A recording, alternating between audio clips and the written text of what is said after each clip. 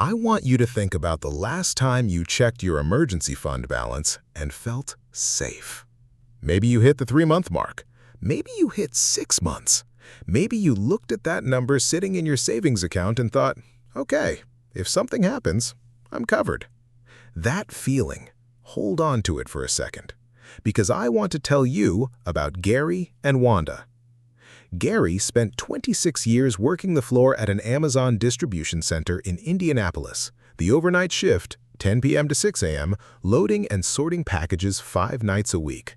Hard work, physical work, the kind of work that puts mileage on your body faster than the calendar does. Wanda worked 19 years as a dietary aide at a nursing home in the same city. $6 hairnets, early mornings, standing 8 hours on linoleum floors making sure elderly residents got their meals on time. She cared about those residents the way you care about family. Together, Gary and Wanda brought home about $74,000 a year. Decent, not rich, working class, solid. They owned a small house on the east side of Indianapolis they'd been paying down for 14 years, 2 kids, both grown and out of the house. And they had done something most Americans never managed to do. They had saved a real emergency fund, $21,000, sitting in a high-yield savings account at their credit union. 6 months of expenses, almost exactly by the book. They felt prepared, more prepared than their neighbors, more prepared than their siblings. They felt like they had done it right. In March 2024, Gary started feeling chest pressure during a shift. His supervisor sent him home. The next morning, Wanda took him to the ER. He hadn't had a heart attack, but the tests showed blockages that needed immediate attention. 2 stents, 4 days in the hospital, surgery follow-up appointments, cardiac rehab twice a week for 3 months. Here's where it gets real. Even with Gary's employer health insurance, the good union plan he'd paid into for 26 years, the out-of-pocket costs between the deductible, the facility fees, and the follow-up care came to $6,400. Gary's doctor put him on restricted activity for 8 weeks. No lifting, no overnight shifts. His employer couldn't accommodate a permanent light-duty role at his location. He was put on short-term disability, 60% of his regular pay. 60% of his pay for 8 weeks meant the household went from $6,100 a month to roughly $4,200. Their monthly expenses were $3,500. In theory, still manageable. But their furnace died in week 3. January in Indianapolis, $4,800 to replace. And the transmission on Gary's truck, the truck he needed to get to cardiac rehab twice a week, started slipping in week 5, another $2,200. Gary went back to work in week 9. He was cleared. He was fine. He was grateful. And their $21,000 emergency fund was gone. All of it, plus $3,100 on a credit card they hadn't carried a balance on in 11 years. They had done everything the financial advice said to do. They had saved 6 months of expenses. They had felt safe. And one 8-week health disruption, not even a catastrophic illness, not a job loss, not a divorce, wiped them out and put them into debt. If that story makes you uncomfortable about your own emergency fund, good. It should, because Gary and Wanda aren't unusual. They are the American working class, and what happened to them is happening to families every single day across this country, to people who followed the rules and got blindsided anyway. I'm Chris. Welcome back to Chris Finance. If you're new here, this channel is built for working Americans and retirees who want honest answers about money. No hype, no selling you anything, just the real information that actually matters for your financial life. Hit subscribe. New videos every week. Today's topic is one I've been wanting to do for a long time because it's one of the most dangerous gaps in mainstream personal finance advice. Let's get into it. Why is the 3 to 6 month emergency fund rule broken in 2026? The 3 to 6 month emergency fund rule has been passed around in personal finance circles for decades. Financial advisors repeat it. Personal finance books teach it. Your HR department probably has a flyer about it in the break room. And it made sense when it was created. The problem is that rule was designed for the economic reality of the 1980s and 1990s, a world where car repairs cost $400, where you could find a new job in your field within a few months, where medical out-of-pocket costs were manageable, and where inflation ran at 2 to 3% and actually stayed there. We don't live in that world anymore, and nobody updated the playbook. Here's what's changed. Emergency costs have exploded. A car repair that ran $600 in 2005 routinely runs $2,200 to $3,500 today because modern vehicles are computers on wheels. The diagnostic equipment alone costs more than the old parts used to. A single emergency room visit with insurance can cost you $3,000 to $5,000 in deductibles and out-of-pocket maximums before you leave the building. An HVAC system replacement, the furnace and air conditioning together, runs $8,000 to $14,000 depending on your region. A roof replacement runs $15,000 to $30,000. These aren't catastrophic rare events. These are normal adult homeowner expenses that show up on a schedule whether you're ready or not. Job loss takes longer to recover from. The traditional advice assumed you could land another job in your field within 3 to 6 months. For many working-class Americans in 2025, especially in manufacturing, logistics, retail, and healthcare support, a realistic job search runs 4 to 8 months. And if you were laid off during an industry contraction where everyone in your sector lost work at the same time, that timeline stretches further. Here's the brutal math nobody talks about. If your emergency fund covers 6 months and the average job search takes 6 months, you're going to run out of money right when you're most likely to get an offer, but before your first paycheck clears. Emergencies don't come alone. The most dangerous thing about how we think about emergencies is that we picture them as single events: job loss, car breakdown, medical bill, one thing, then recovery. Real life isn't like that. Ask Gary and Wanda. The furnace didn't care that Gary was in cardiac rehab. The truck transmission didn't check with the hospital billing department before it failed. When your life gets disrupted, multiple systems start failing at the same time because they've all been running on deferred maintenance and borrowed time, and the disruption is what breaks the dam. One emergency triggers two trigger three, and the 6-month cushion you saved for one isolated event gets eaten alive by the cascade. What do real emergencies actually cost in 2026? Let me give you the actual numbers, not estimates from 20 years ago. What things cost right now. Job loss. The average American household spends $3,800 to $5,200 a month depending on location and family size. Unemployment benefits, if you qualify, replace roughly 40 to 45% of your previous wages in most states. That means a family with $4,500 in monthly expenses pulling in $1,800 in unemployment benefits needs to cover a $2,700 monthly gap from savings every month, while also spending money on job searching, interviewing, and potentially relocating. A 6-month job search on those numbers burns for $16,200 in gap coverage alone before a single emergency expense occurs. Add one car repair and one medical bill, and you've blown past any 6-month emergency fund before you've even found a new job. Medical emergencies. The average out-of-pocket maximum on employer health insurance plans in 2025 is $4,500 for an individual and $9,000 for a family. That's the most you should pay in a year, but you can hit that ceiling in a single hospital stay, one unplanned surgery, one serious diagnosis, 1 week in the hospital. For retirees on Medicare, and I'm going to speak specifically to you in a few minutes, the gaps in traditional Medicare coverage create a different but equally serious exposure. Home emergencies. If you own a home, your emergency fund needs to cover things that renters never deal with. HVAC failure, $4,000 to $14,000. Water heater, $1,200 to $3,500. Roof repair, $2,000 to $8,000 for repair, $15,000 to $30,000 for full replacement. Plumbing emergency, $1,500 to $5,000. Foundation issues, Don't even look up that number before sitting down first. Homeowners should never be calculating their emergency fund based on the same formula as renters.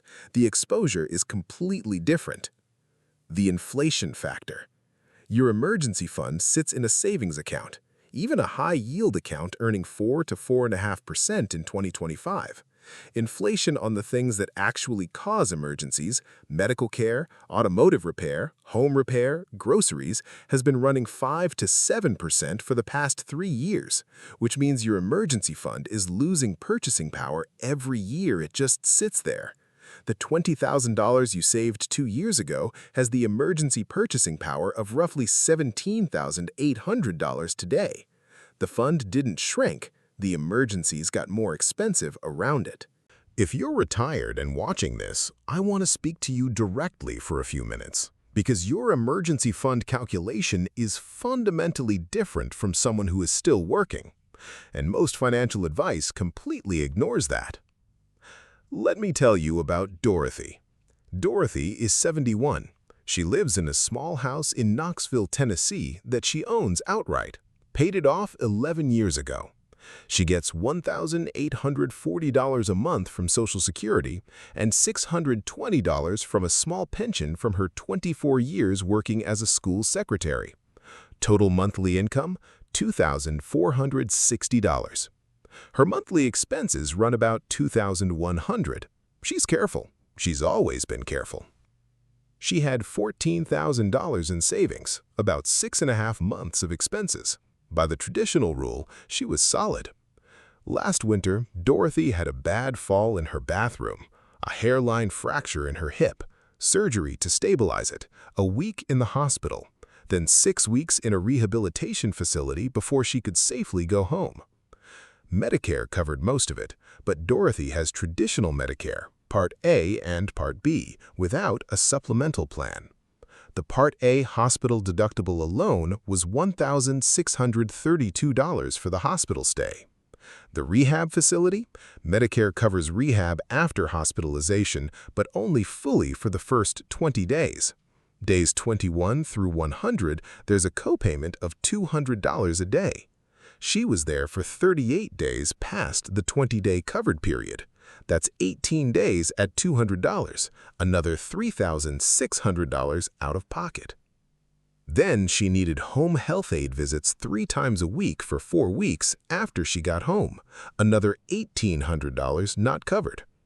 Medical costs alone, over $7,000. While she was in the hospital and rehab facility, a pipe burst in her vacant house, water damage to the kitchen and back bedroom. Insurance covered most of it, but the deductible and the items not covered added another $2,200. Dorothy's $14,000 emergency fund went to $3,000 in 12 weeks.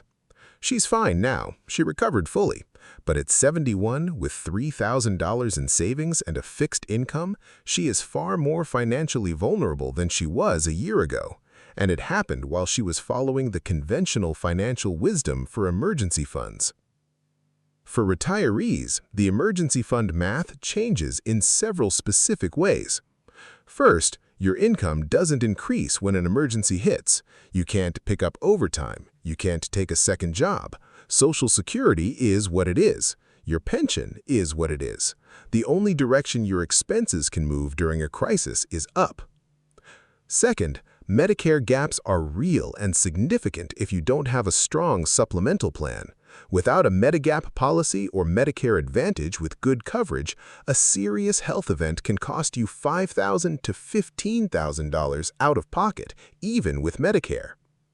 Third, your home is likely your biggest asset and your biggest emergency risk at the same time. Older homes need more maintenance, systems age, roofs, HVAC, plumbing, electrical, all of it gets more expensive to repair or replace as it ages. For retirees, the minimum emergency fund target is 12 months of actual expenses, not 6. And if you own your home outright, add a separate home maintenance reserve of $10,000 to $15,000 that you treat as a dedicated fund for house-related emergencies, completely separate from your living expense buffer. Here's what your emergency fund should actually be. Let me give you the framework I use. And let me be honest that the number is going to be bigger than what you've been told, but I'm going to show you exactly why. Start with 12 months of actual monthly expenses as your baseline. Not 3, not 6, 12. Here's why 12 is the new minimum. The average job search for a professional or skilled trade position in 2025 runs 4 to 8 months. If you're in a field that got disrupted or contracted, longer. If you find a job in month 6 and don't get your first paycheck until month 7, and your emergency fund only covered 6 months, you're taking on debt for that final month right when you should be celebrating.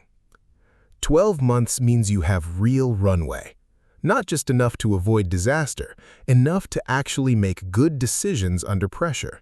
Like not taking the wrong job because you're desperate. Like having options. Now, add to the baseline based on your actual situation.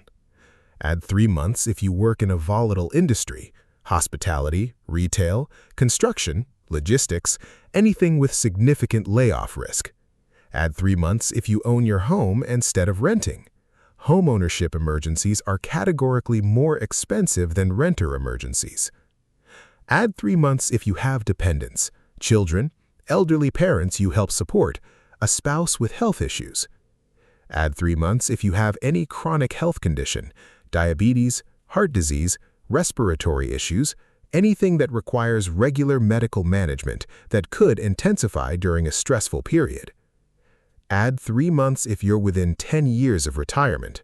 This is when you have the least ability to recover from a financial setback and the most to lose. Add 6 months if you are the sole income earner for your household. Let me run this for a real working-class scenario. Take a 48-year-old warehouse supervisor in Cincinnati, married, 2 teenagers at home, owns a house, has borderline high blood pressure he manages with medication. His monthly expenses are $4,200. Baseline, 12 months equals $50,400. Owns home, plus 3 months equals $12,600. Has dependents, plus 3 months equals $12,600. Has chronic health condition, plus 3 months equals $12,600. Within 10 years of retirement, plus 3 months equals $12,600. Target emergency fund, $100,800. I can already hear you. That's insane. Nobody has $100,000 sitting in a savings account. That's not realistic. You're right that it's not where most people start, but let me show you why the direction matters even if the destination feels far away. If that same warehouse supervisor has $25,000 saved right now, he is dramatically better off than if he has $8,000. Every dollar added to that fund reduces his risk. The target isn't a pass-fail threshold, it's a direction. And here's what I want you to hear clearly. The cost of not having enough is always greater than the cost of building toward the right number. Jennifer's story, Dorothy's story, Gary and Wanda's story. The credit card debt, the financial setback, the vulnerability they carried forward, that cost more than the sacrifices required to build a real fund would have. I know what some of you are thinking right now. You've heard that keeping too much in cash is a mistake, that money sitting in a savings account at 4% could be in the market earning 8 to 10%. That opportunity cost is real. It is real, and it's worth addressing honestly. Here's how I think about it. If your total net worth is $30,000 and you have $25,000 of it in an emergency fund, that's probably too conservative. You need some growth. Some of that should be invested. But if your net worth is $180,000 and $45,000 of it is in your emergency fund while $135,000 is invested, that's not too conservative. That's responsible. That's a real allocation between security and growth. The people who argue loudest against large emergency funds are usually people who've never had their financial life seriously disrupted. They've run the theoretical math on a spreadsheet. They haven't run the actual math after a medical crisis, a layoff, a divorce, a family emergency, and a car breakdown hit them in the same 6-month window. Security and growth are not opposites. You need both. Your emergency fund is your financial immune system. You don't build a strong immune system and then complain it's costing you muscle mass. Build the fund. Keep investing. Don't sacrifice one for the other. Let me show you how to build toward the right number. Here's the practical path if you're starting from behind, which most people are. Phase 1. Immediate protection, $2,000 to $3,000. This is your first goal if you have less than $2,000 in emergency savings right now. This doesn't cover a real crisis, but it covers the most common small emergencies, the car repair, the appliance failure, the unexpected copay, without putting them on a credit card. Get here as fast as possible. Pause extra debt payments if you have to. Get to $2,000 first. Phase 2. 3 months of expenses. Once you have $2,000 to $3,000, work toward 3 months of actual monthly expenses. Real number. Pull your last 3 bank statements and calculate what you actually spend, not what you think you spend. This is the phase where most people stop. Don't stop here. Phase 3. 6 months, then 12. 6 months gives you meaningful job loss protection. 12 months gives you real security. Work toward 12 as your ultimate target, adding to the fund with every raise, every tax refund, every windfall. Every month you spend less than you planned. Phase 4. Homeowner reserve, if applicable. If you own your home, once you've hit 12 months of expenses, start a separate dedicated home maintenance reserve. Target $10,000 to $15,000 specifically for house-related emergencies. Keep it separate from your emergency fund so a furnace doesn't drain what you've built for income replacement. Let me end this video here. Gary and Wanda rebuilt. It took them 22 months of careful, focused saving to get back to where they were, and this time they didn't stop at $21,000. They're at $47,000 now. 13 months of expenses. Still building.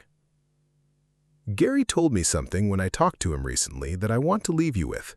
He said, the worst part wasn't losing the money. The worst part was that we'd done everything they told us to do and it still wasn't enough. We didn't know the advice was wrong until it was too late to do anything about it. That's why I make these videos. The 3 to 6 month rule isn't wrong because the people who created it were careless. It's wrong because the world it was designed for doesn't exist anymore. Emergency costs are higher, job searches take longer, emergencies cascade, and inflation quietly erodes the value of everything you've saved while it sits there waiting. You deserve advice that's built for the world you actually live in, not the world of 30 years ago. Calculate your real target. Start moving toward it. Every dollar you add to that fund is a dollar standing between you and the version of this story where everything falls apart. Drop a comment and tell me where your emergency fund stands right now. 3 months? 6? Working toward 12? I read every comment on this channel. Like this video if it changed how you think about this. Subscribe for more videos like it every week. And go watch the next one. We're talking about exactly where to keep your emergency fund so inflation doesn't eat it alive while it sits there. I'm Chris. Take care of yourselves, and I'll see you in the next one.